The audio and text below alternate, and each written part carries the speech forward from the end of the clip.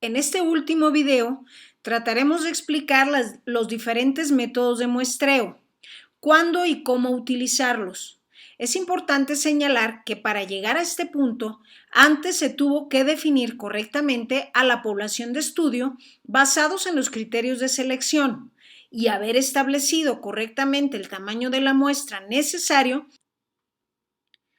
Una vez que hemos definido el tamaño de la muestra, el siguiente paso es necesario seleccionar cuáles de los individuos que conforman a la población de estudio serán parte de la muestra. A esta selección se le denomina muestreo. Luego entonces, el muestreo es el conjunto de operaciones que se realizarán para seleccionar a los integrantes de la muestra. Para ello, el primer paso será elegir el tipo de muestreo. Segundo, elegir la técnica de muestreo. Y tercero, aplicar el proceso de selección. Los tipos de muestreo más conocidos son los siguientes: el probabilístico y el no probabilístico. El primero se caracteriza porque se puede determinar de antemano la probabilidad que tiene cada uno de los individuos de la población de estudio de ser seleccionado para formar parte de la muestra. El muestreo probabilístico requiere que el investigador tenga conocimiento de quiénes son todos y cada uno de los integrantes de la población, así como la cantidad de ellos. Esto suele representar muchas veces una desventaja, pues en muchas investigaciones es imposible llegar a conocer a todos los individuos que integran a la población. Sin embargo, su principal ventaja es que permite al investigador medir la magnitud del error en sus conclusiones. Por su parte, el muestreo no probabilístico se desconoce la probabilidad que tiene cada individuo de la población de formar parte de la muestra. La selección se hace en base a criterios establecidos por el investigador. Este tipo de muestreo no garantiza la representatividad de la muestra. Sin embargo, se considera apropiada cuando no se han identificado las características de la población más amplia, cuando los grupos no están bien delimitados, cuando el objetivo no es generalizar los resultados, cuando las características por estudiar están distribuidas de forma desigual entre los grupos, cuando solo algunas de las características de la población son relevantes para la situación de estudio y cuando el investigador no tiene acceso a la población total. Ahora bien, este tipo de muestreo probabilístico y no probabilístico tiene sus propias técnicas de selección. Hablemos primero de las técnicas de muestreo probabilísticas. La primera de ellas y más sencilla es al azar simple. Esta consiste en elaborar una lista con todos los integrantes de la población, asignarle un código a cada uno y luego seleccionar a los integrantes de la muestra utilizando la tabla de números aleatorios o la tómbola simple. Esta técnica se recomienda para el caso de poblaciones homogéneas. Otra técnica probabilística es al azar sistemático. En este tipo de muestreo se hace una selección aleatoria del primer elemento para la muestra y luego se seleccionan los elementos posteriores utilizando intervalos fijos hasta alcanzar el tamaño de la muestra deseado. Se recomienda también que para el caso de poblaciones homogéneas, cuando nos interesa asegurar que la muestra es extendida a toda la población. Otra técnica probabilística es el muestreo estratificado.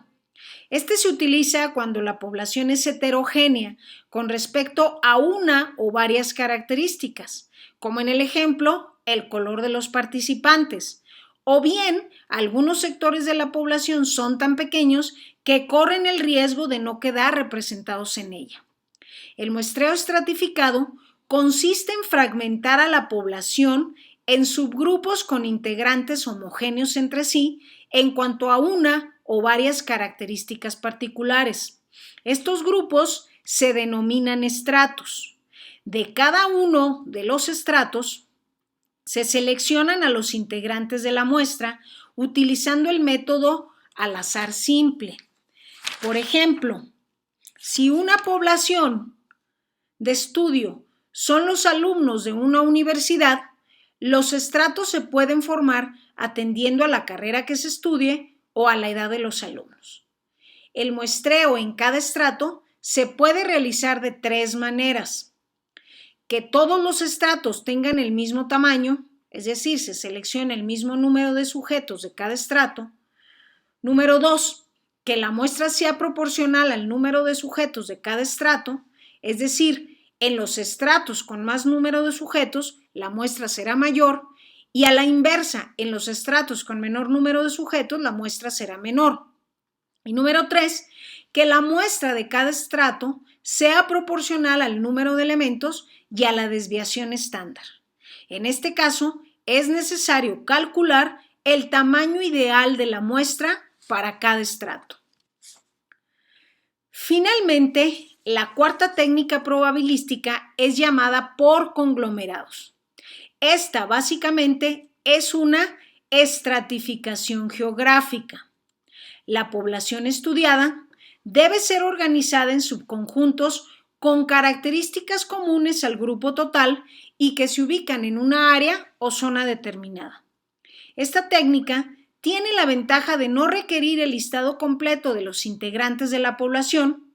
Por ejemplo, en una ciudad grande se selecciona un grupo de manzanas o un grupo de colonias.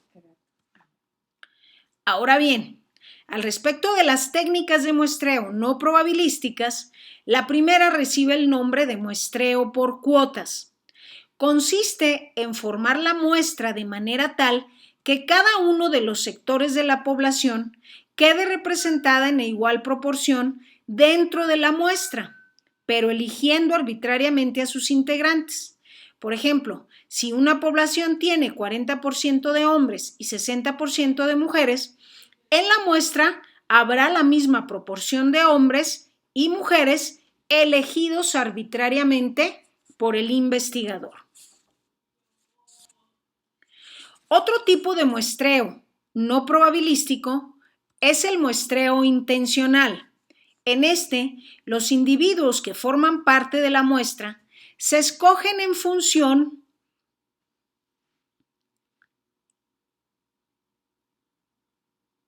del control que se pretende establecer sobre determinadas variables con base en una serie de criterios que se consideran necesarios para tener una mejor aproximación al evento.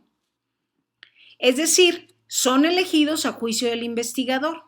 Por ejemplo, para una investigación que analice los efectos de una tragedia personal como el duelo familiar en el desempeño de los directivos de alto nivel, el investigador puede utilizar su propio juicio para elegir a los directivos de alto nivel que podrán participar en su investigación.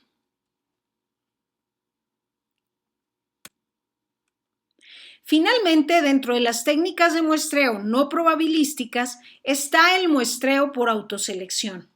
En este caso, la muestra queda conformada por individuos que no fueron seleccionados de ninguna manera por el investigador, sino que llegaron ahí por razones de diversa índole.